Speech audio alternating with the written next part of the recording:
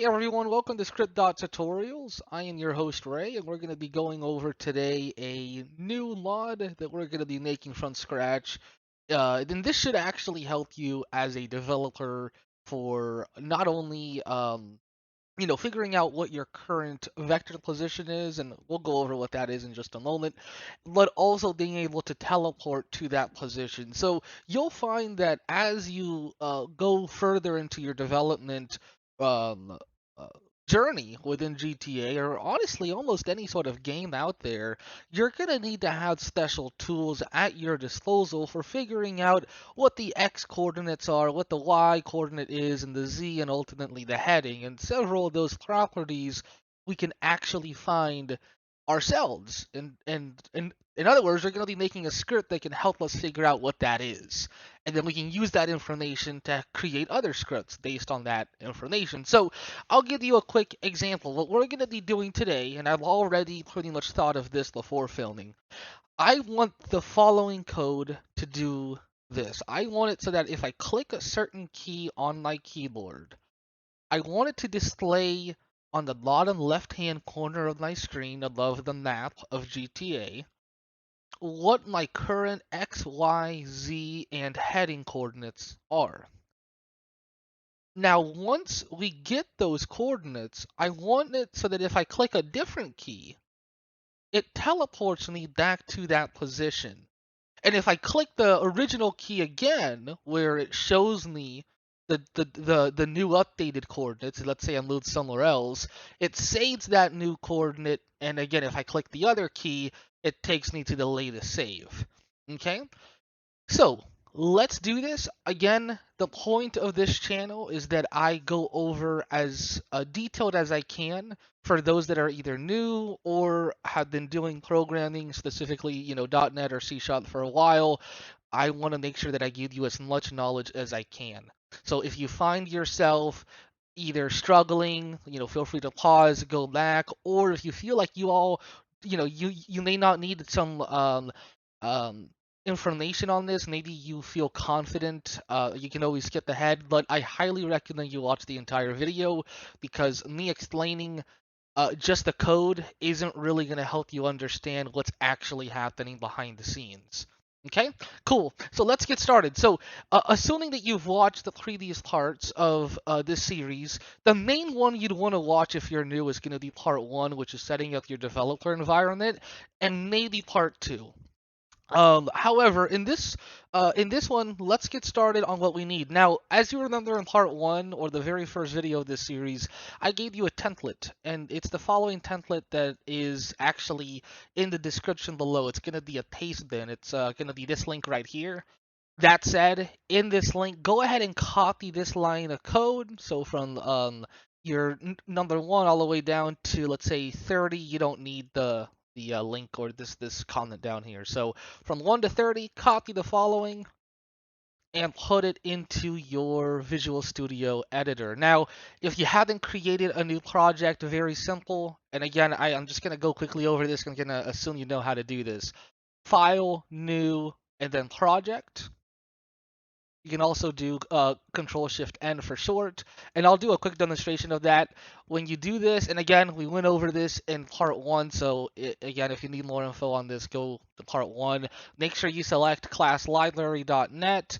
It should be called exactly this, and you can search for it up here, and then click on Next. Name it whatever you want. Make sure you're using 4.8, and then when you create the solution, paste what we have on paste bin over to your editor, and then make sure you add your references. And you need to make sure you specifically add forms and drawing, as well as version 3 of ScriptHookV.net. So again, quick little reminder on how to do that. Add reference. You're going to type up here form for forms. Make sure there's a check mark. And then draw, which would be called drawing system.drawing. And then lastly, make sure you go back down to Browse on the bottom left here and click on Browse and make sure you select, or if you haven't already, uploaded ScriptHookV.net 3.dll. Again, if you don't know how to do that, go to part 1 of this series.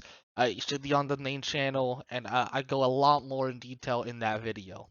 Cool. So assuming you've done all that, let's get into the actual code. Now, as always, if I type something out, that should be your cue to either pause the video or type the following code.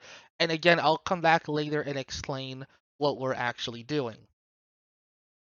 Now, the very first thing that we want to think about is if we are going to be working with vectors. And let's take a step back. We haven't talked about vectors yet. What is a vector? You have in gaming or any sort of graphical interface, such as a game, you had something called a vector. Specifically, the technical term, a vector 3.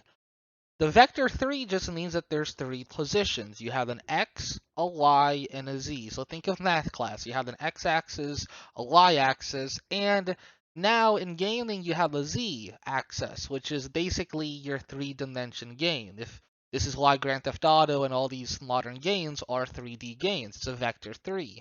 You also have vector 2s, which is just x and y, but we almost never use that, and we might not even be using that anytime soon. But for now, if I say vector, we're referring to a vector 3. Now that we know what a vector 3 is, we need to make sure that the IDE understands that we're working with vector 3s. And the way that we do that is we need to add the directive up here called using gta.math. And the reason is because the vector3 class, which is what we tell the code to save the position of the player and to teleport the player, is embedded into the math class. Okay, so think of like a bucket. If you have a bucket called snacks, well, you know that if you want a snack, you're going to go into that bucket.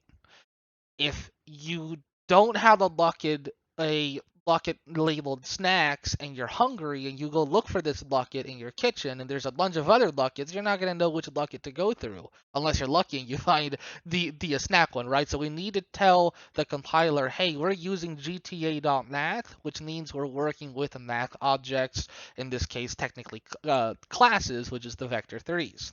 Okay, so let's think now more of an architect of how we want this code to work. Well, first we need to figure out the player's position, and we need to figure out if, because again, we're trying to not only save their coordinate, but we want to make sure that we can teleport back to that coordinate. So let's do this. Let's declare a vector 3, and we're going to call it player let's do player position. Okay, so this vector 3 is called player position, and we're going to equal this to a new vector 3. Okay, so remember, we're using a GTA math class called vector 3. We're going to assign this object player position, and we're going to, of course, equal it to a new vector 3. Again, if you hadn't done, or if you're not familiar with C#, this might look a bit abstract or a bit strange to you. Highly recommend you go look at object-oriented programming if you're going to be doing modding for any game. Even if you know the fundamentals of C#, go look at object-oriented programming tutorials. I might do some later on. So again, this is going to declare a vector 3 variable to store the teleport location.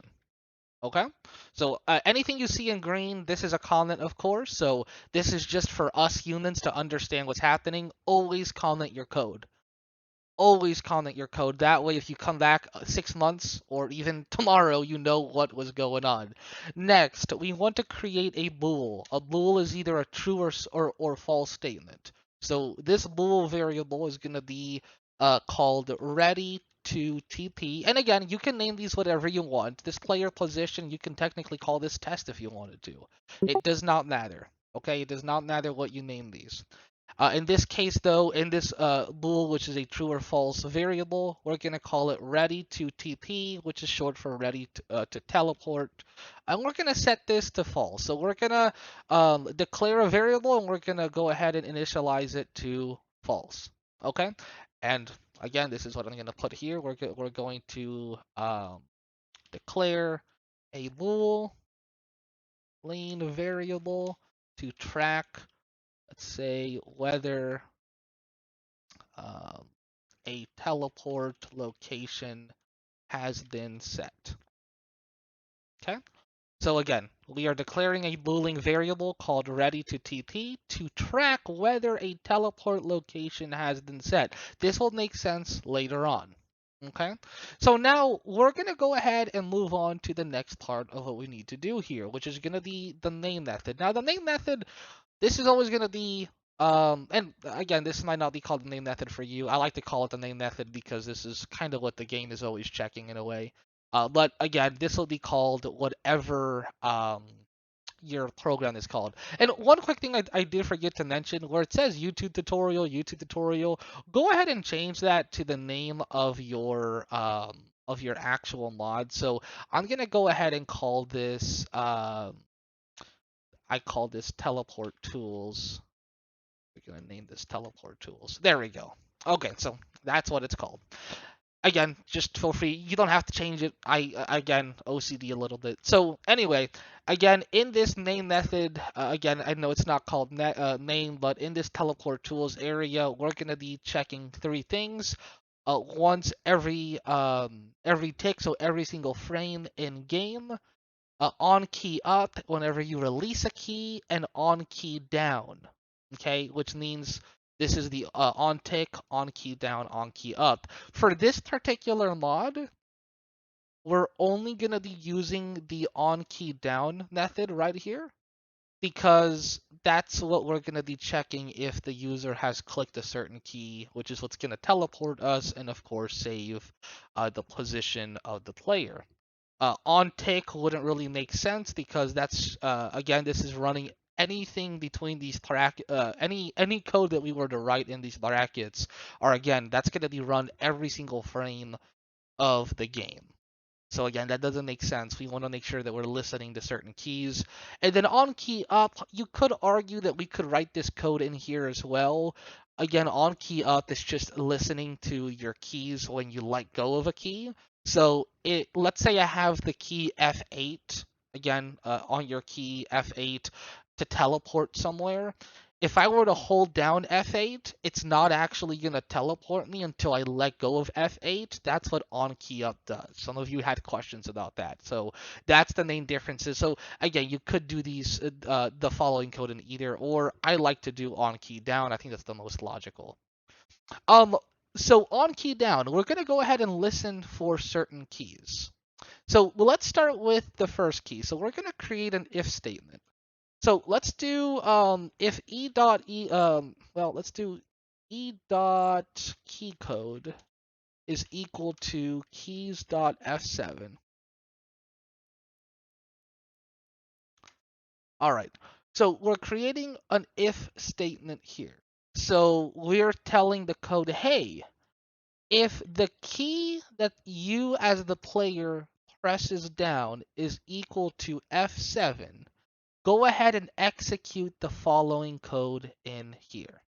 Okay, so what do we want it to do? Well, we need to check, has the player already set a position to teleport? Or do we have somewhere to teleport? And the answer to that is no, we haven't done that. So we're going to create an if statement again, or an if condition, and we're going to call it if ready to TP, which is the variable. It's technically not a variable. It's technically a property.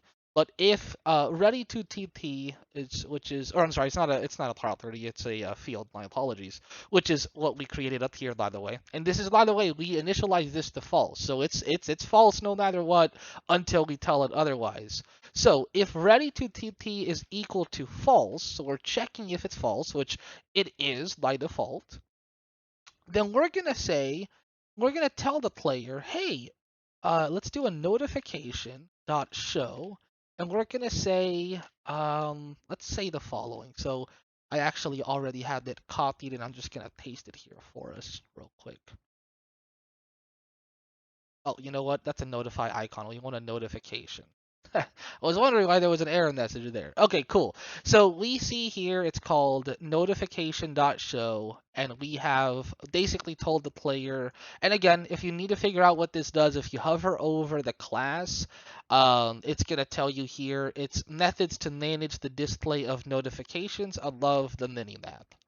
So we're going to show the user above the mini-map that, hey, you have not set a spawn point. Be sure to press, and then I changed, so I put here F8. Now, if you watched the previous video, I discussed how to change the text color on notifications. If you do a tilde B as in boy, that's gonna do anything after the second tilde. It's gonna be whatever color. So B would be blue, R would be red. So like if I do G would be green. But I like the color blue. I think that looks nice, which means this is gonna be in the color of blue. So F8 is blue. And then after F8, we're gonna change it back to white, which by the way, that's the default color, and then a period at the end. Because again, grammar. Now you might be wondering, well, wait a minute, why haven't we done a tilde W tilde in the beginning? And the reason is by default, the text is going to be white. So it doesn't make sense for me to do tilde W, which is white, and then tilde, because it's already white. So it's just, again, waste of memory. Although it's not going to make much of a difference, it's just not really preferred. Okay, so we have now created a notification telling them that, hey, you have not there's nowhere to teleport you, right? So let's now do an else statement. So an else statement, and I think we talked a little bit about this before, but an else statement is if this is not ran. So if, let's say that readyToTP is actually true, right? So if the variable called readyToTP is actually true, so it's not actually going to run this then, so else is basically then essentially, we're going to run the following. Now, we haven't actually created the following code for this, but we're going to just type that out just that way we have at least a little bit of a reference. So we're going to do game.player. And go ahead and pause, and if you need to type this out, go ahead and do so. But game.player.position, and then we're going to equal that to player position. And then we're going to do another line, and we're going to say game.player.character.heading, and I'll explain why heading. And then we're going to do player position, and we're going to access the property called toHeading. And actually technically not a property, it's a method. So this is where we're accessing the heading of the player. Again, we'll go more in details to what that is. Don't freak out yet. Cool. So let's recap what the following code does. So as you see here, I added some comments for you. So the following code, let's just break this down. So if the F7 key was pressed, which is this is what this if condition is checking. So if e dot key code is, and again we are checking whether or not the user has pressed F7. If that's true, and we check another if statement within the if readyToP is equal to false, and technically speaking, by the way, you don't have to write this. You could, in theory, just do an exclamation mark in the beginning before the variable called readyToTP, because this is the negative value. So this basically means false. So if readyToTP is false, which by default it is, but again, for your visualization, I didn't want to confuse you too much because you can always just do if the variable is false, which it is by default. So if teleport location has not been set yet, we're gonna show a notification and we're gonna tell them that hey, you have not set a spawn point. Be sure to press F8, which we haven't created yet, to create a spawn point. So this again shows a notification reminding the player to set a teleport location. Now there's an else statement. Now if, let's say readyToTP is true, Because again, there could only be two conditions to this bool. A bool is either true or false. That's it. So if it is true, then it's not going to run this, and it's going to run the following code here. So this is if a teleport position has been set. So in other words, if readyToTP is actually true, it's going to run the following code section, and it's going to basically go ahead and teleport the player to the previously set location. And here, the way that we teleport the player is we access the class called game, or the game class, and the properties are player.character.position. Position, by the way, is a vector3. We talked about that earlier, which again, we have the vector3 saved to the player position, right? Now, when the code runs, again, there's nothing saved to it because we haven't actually saved anything to it. That's where the F8 key is going to come in, but that's till later. So what we're telling is, hey, go ahead and teleport the player to the following position, and the position is, well, the object player position, or technically the field player position, right? And then of course we also want the heading, so the direction that they're looking, right? So are they looking north, south, east, west, and what's the heading? Well, we need to access the field and its method to heading. Okay? Again, this will make sense in just a second when we create the next if and final statement. So now we've done the logic for teleporting the player. Now we need to have it actually know where to teleport it to, or where to teleport you to. So we're going to do an if statement again. We're going to do e.keyCode is equal to, again, the equal sign in programming does not mean assignment. We are checking a condition here. So if e.keyCode, so if the user presses the F8 key, not F89, that is not a key, and I'm sorry, that's actually keys.f8. Then we need to do the following. We need to store the position first of the player. So where are they at that specific time? Well, we're going to go ahead and access the field of player position, well, the field of called player position, which is what we created up here, right? And we're going to assign that to where your position is, which is game. It's exactly what we did earlier. So game.player.character.position. So again, we are assigning the field or the variable. It's technically it's a field, but for simplicity reasons, I may call it a variable. We're assigning the vector3 variable, which is an x and a y and a z, and technically a heading as well. But we're assigning this to wherever the you as the character's position is at that specific time. Okay, so anytime you click F8, we are constantly updating the X, Y, and Z and heading position, well, in just a second, the heading position of the player. So let's continue. We now need to create, heading's a little bit different. Heading is not actually saved to the position. I wish that was the case. So what we need to do is we need to create a float. Now a float is a very big specific number. You have an integer, like an int. An int is a whole number, right? So like and again, this is just an example. I just want to make sure that you're aware of this. So int example 1 is equal to 1, right? So an int is a whole number. A double, and I'm going to call this example 2. A whole number can be, or I'm sorry, a double can be, let's say, let's do, oh well, let's do 1.3. So that's a pretty specific, but again, who knows? Is it 1.3 or 1.3999? What's after the 3? Again, a double is a more precise number, but not too precise. And a float, which would be example 3, would be a very, very big number. So like, let's say 1 point, a bunch of numbers at the end, right? So again, it's a more precise number. Now, make sure that whenever you do a float, you have to put an F after the number itself. If not, you'll get an error.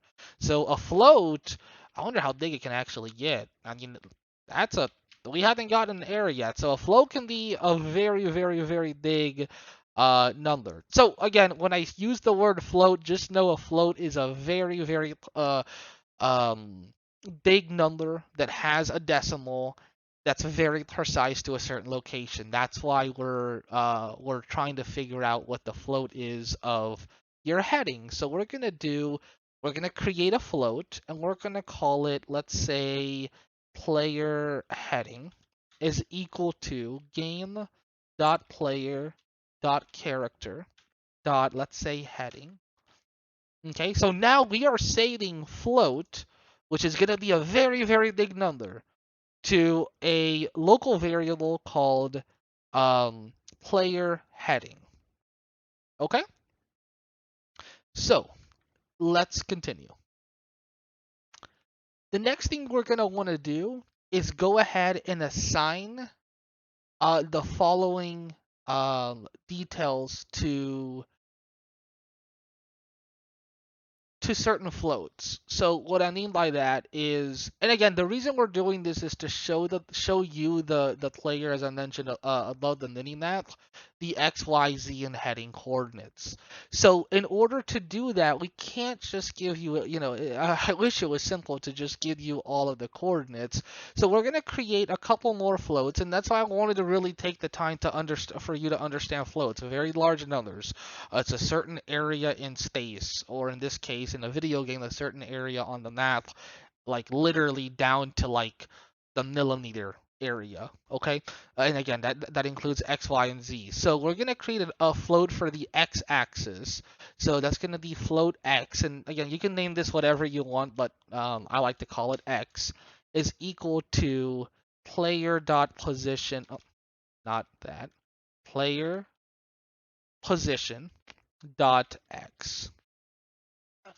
And we're going to do the same thing for the Y and the same thing for the Z. And then also, we do not need to do the heading because technically, well, just to keep it simple, since we're saving floats, I'm just going to rearrange the code and put this after the Y just to kind of have you visualize it a little bit better. So again, what are we doing here? Let me just recap real quick in case you're confused. We are extracting the X, Y, and Z coordinates from the vector3 variable.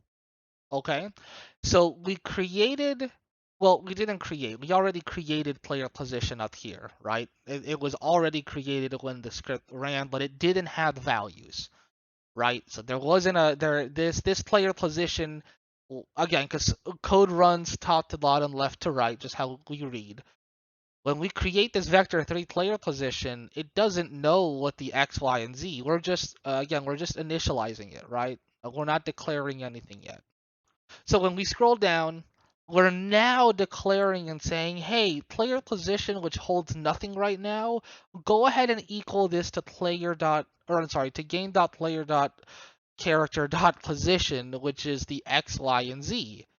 But here's the thing, we want to show in text what that is, right? Technically speaking, we could just leave it as that, but we want to show above the mini-map what their location is. So we need to extract the X, Y, and Z coordinates from the vector3 variable of player position. And how do we do that? Well, we create a new variable, a new float variable called X right here, and we're going to assign X to player position dot X. Now, dot X is actually a property, or it might actually be a field. Yeah, it's a field. So, and again, I'm just trying to be as technical as I can here, but that is built into the math class of GTA.math, right? So this player position, right, it already contains the X, Y, and Z, but we need to extract it, right? So we need to tell it, hey, this x is equal to playerPosition.x, the y is equal to playerPosition.y, and the z is equal to playerPosition.z. Now you might be thinking, well, wait a minute. Well, I could just do float h is equal to playerPosition.heading. But unfortunately, that's not the case. There's not a way to create a new float here called float h is equal to the player position dot heading or dot h, which is why we created a new float called player heading. It's a new variable. It's a lot bigger. We could just call this h if we wanted to. We could just rename this to h just to kind of make it a bit more fluid, a bit more easier to understand. So float h for heading is equal to the current game.player.character.heading. So wherever they're looking at, right? And actually, I might just keep it as h for now, just for a better visualization here. But again, you can name these however you want. I mean, hey, I can even name this to, player x, uh, you know, chords, right? So this is the player x chords is equal to, again, it'll do the same thing. So whatever you name the variable, you can name it whatever you want, right? Within reason. There's certain things you can't name that the compiler won't let you, but that's for a different topic. So now that we've extracted the x, y, and z coordinates from the vector3 variable, we are now going to show this to you, the developer. You need to know where you're at, where you're standing, and we're going to put that in a notification. And to put that in a notification, I've created this code here for you. So here is a quick comment, and I put here, show a notification displaying the current teleport location. Okay? So we're gonna access the class called notification, which is it's located in gta.ui in the using directive. So notification.show, this is the method that we're accessing. And in the method, it takes a string. So we need to put a string, which is what we're doing here. And here it's gonna show x, and then I think it's a semicolon or a colon, and then space, which is just an empty space, and then plus x. So the way that so as you can tell, this x, this y here, and this z, and also the h right here, this is all based on what we named these floats. So if I would have called this, float, X player chords. Well, now you're going to see an error here, but in order for us to display the variable that holds the X position or the X axis, we need to put that in here. We need to put that there, right? But again, we called it X, so we're going to keep that as X. And then we're going to tell it, hey, here's Y, and then Z, and then H. Now, you might be wondering, why am I doing spaces here? If you don't do spaces, like if I were to remove all these spaces here,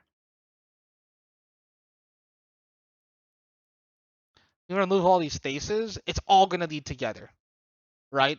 So, and as a visual person, I don't want to see that. I don't want to see on the minimap X semicolon and then a large number and then right together and then Y and then Z and then X. So I'll show you here. Like if we remove the space, it would say X. I'm just gonna say 111, Y 111, and then Z would be 11111, and then H would be.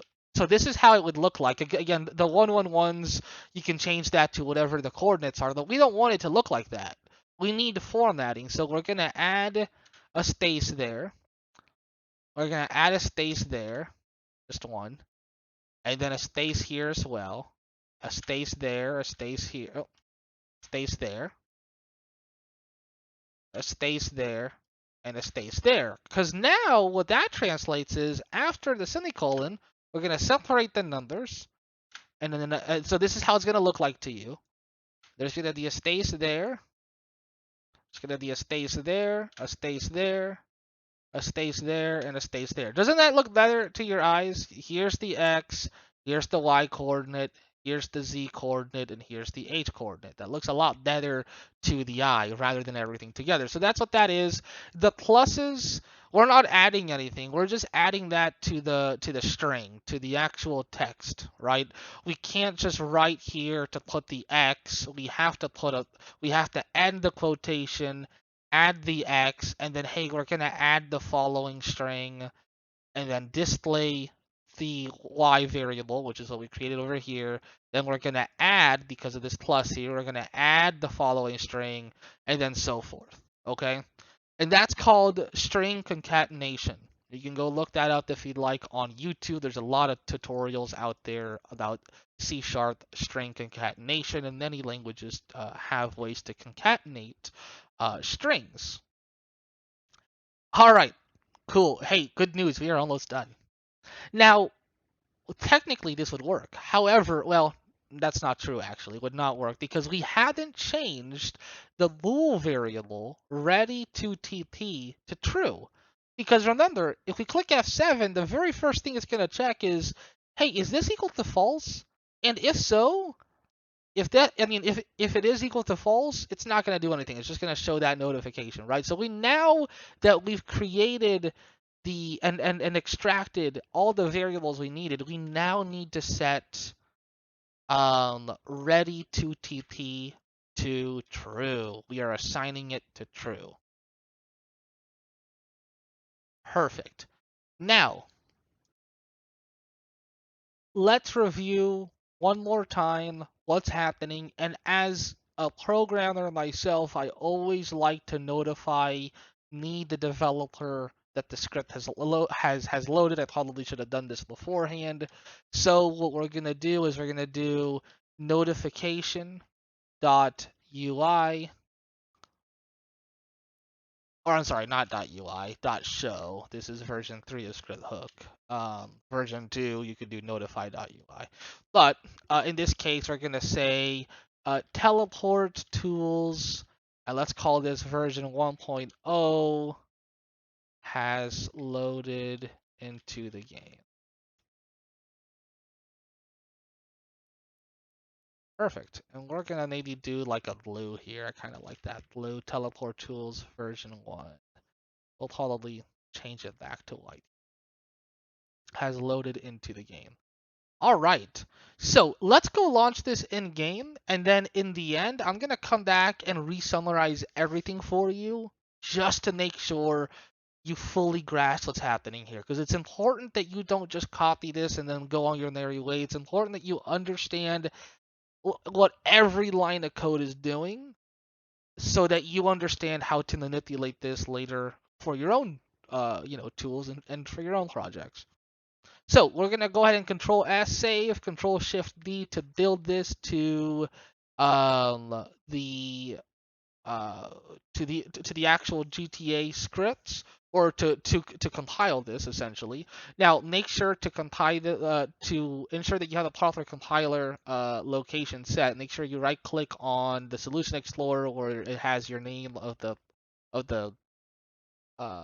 actual software, or of the actual program. Head on over to properties, and then make sure that your target path is the Steam folder. Again, we discussed this in part 1 of the video.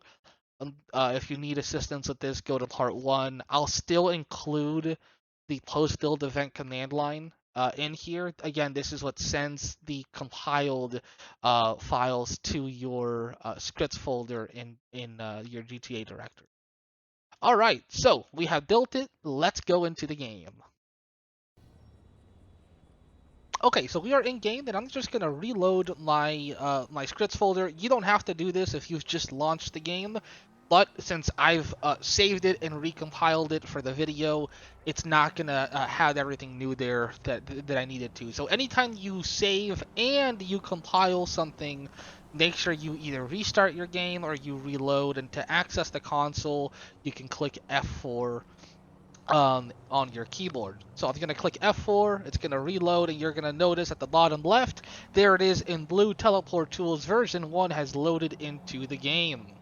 So let's say I want to create a mod that I need, I need the character to teleport to Michael's house. This is Michael's house from GTA single player, right?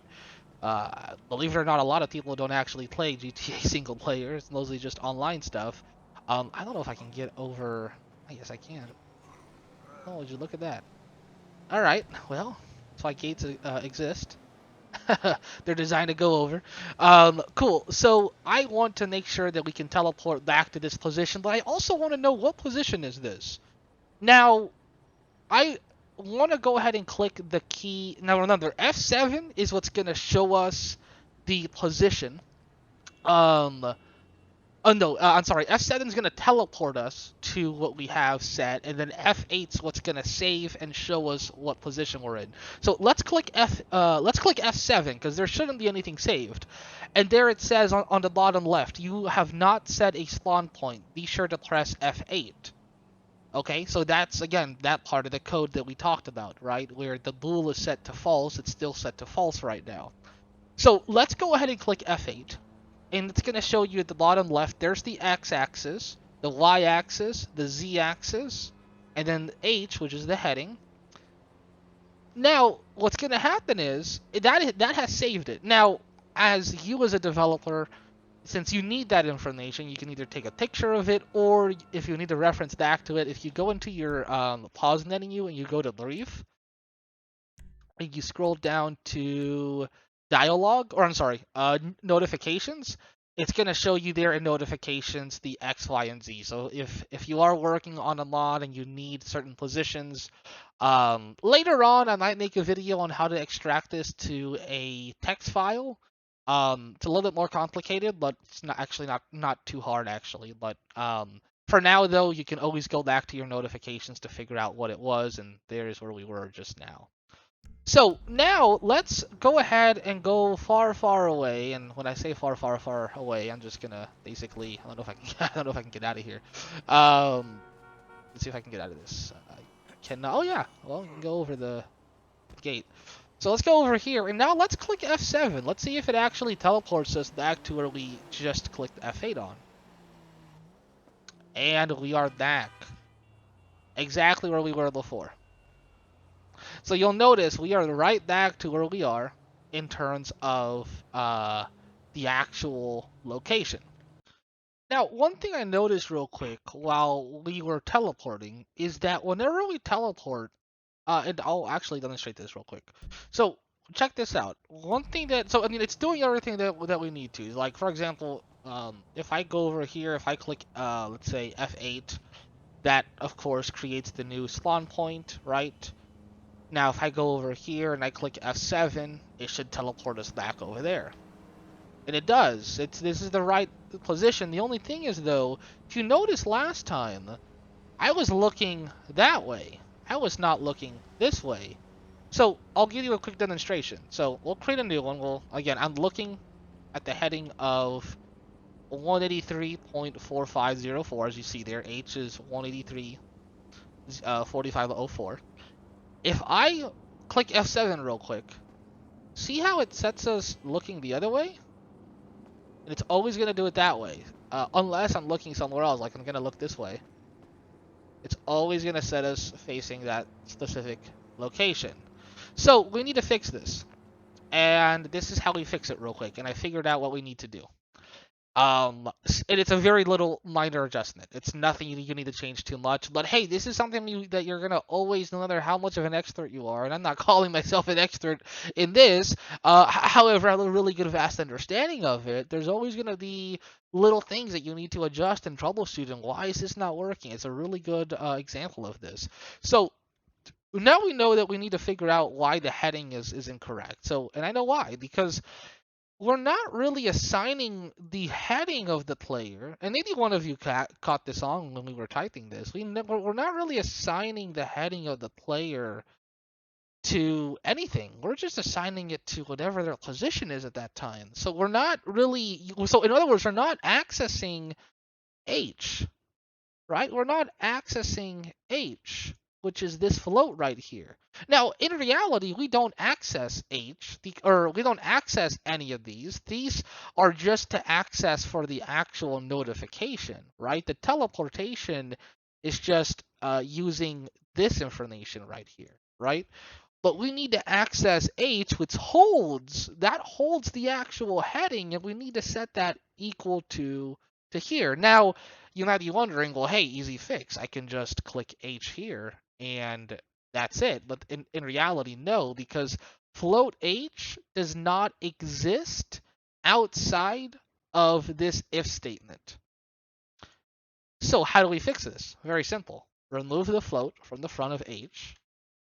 Now, I'm kidding. That doesn't solve the issue. What we need to do is we need to go up here. I mean, that does remove float. We're going to go up here and we're going to create between, and this can be anywhere up here, specifically between like these two lines of code. I'm just going to do it in here. I'm going to create a float, same thing. Let's call it H. And we're going to equal the float to 0. And that's by default. That we're never going to use the heading 0, and the reason is because we can't. In order for us to teleport anywhere, we need to know what the heading is. So it's never gonna. We just have to set it to something because I can't just set this to nothing. I have to set it to 0. So now by default it's set to 0. When we scroll down, you'll notice here that this actually all works. We're not getting any error messages. So you'll notice here that H is now being saved to this up here. So H is no longer 0. H is now going to be whatever the heading is.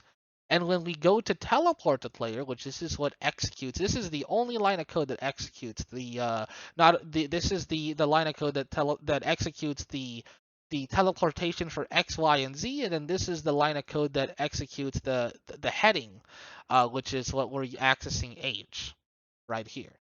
Okay, so let's save this and let's build this. So Control Shift B, or you can go to build and then build solution. Let's go back in game and let's see what happens.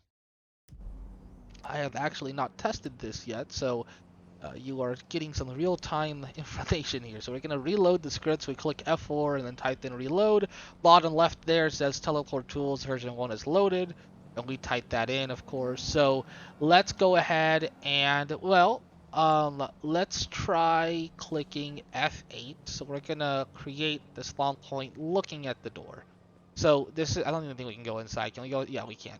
So we're going to do it looking at the door. That way we know that it should, when we actually teleport back, we should be looking at this exact way. So F7.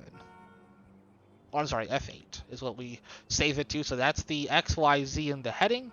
And we saved it, right? Including the heading to those variables, specifically the vector and the H variable.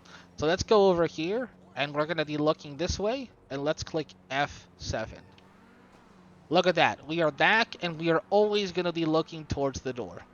So even if I look this way, and we click F7, always looking at the door, we had teleported. And even looking backwards, and I click F7 again, always looking towards the door. Kind of neat, huh?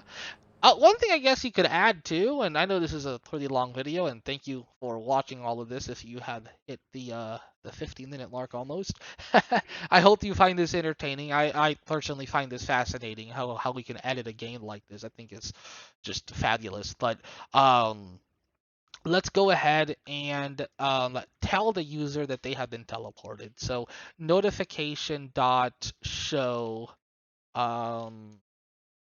magic. You have been teleported to the last saved location. Press F8 to save a new vector. Call it a vector 3 because that's the technical term. And let's have some fun with this. Let's do magic in green and W there for white. You have been teleported. We're going to do green because, hey, you have been teleported. Congrats. To the last saved location. And let's do in blue and then back to white. to save a new vector3. So let's save this, and we're going to Control Shift V to build, and let's go back into GTA 5, and we're gonna reload the script. So just reload. Alright, so TeleportTools version 1 has loaded into the game. So now you'll notice if we click F8 here, so there it is. And then let's say we go over here and we click S7, it should teleport us back with the... Yep, there it is, magic! You have been teleported to the last saved location. Press F8 to save a new vector. I mean, you can change that to whatever you want. So what can this be used for? If in the future I need to figure out what the vector points are, and we'll talk more about this when we start to create missions for GTA single player, and maybe missions where you have to, deliver a crate or fly an airplane somewhere.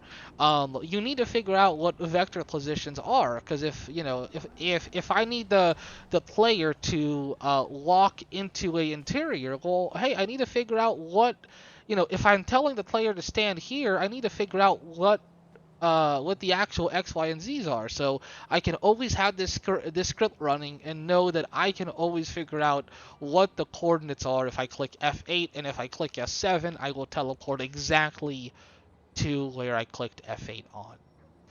I really hope you found this useful. I'm going to leave everything that you need in the description below the video. That said, if you have any questions, please be sure to ask it in the comments below. Ultimately, you may be new at this, and this is why this video is almost an hour long, is I really want to demonstrate the power of C#, the power of .NET, the power of ScriptHookV, and how you can use this towards your advantage. And you saw a really good first-hand description of me having to go back to the code and change the float variable to something different, or, edit a field, or, I accidentally typed in notify icon instead of notification. No matter how many hours you have into programming, you're going to make little mistakes. And sometimes you're going to be staring at the screen for hours, trying to figure out things. And there's times where I have to pause these recordings to go back into the code and see how can I explain this a little bit better, right? So I really hope you enjoyed this. Please leave a like, please leave a comment. And as always, I will see you in the next episode. Have an awesome rest of your day.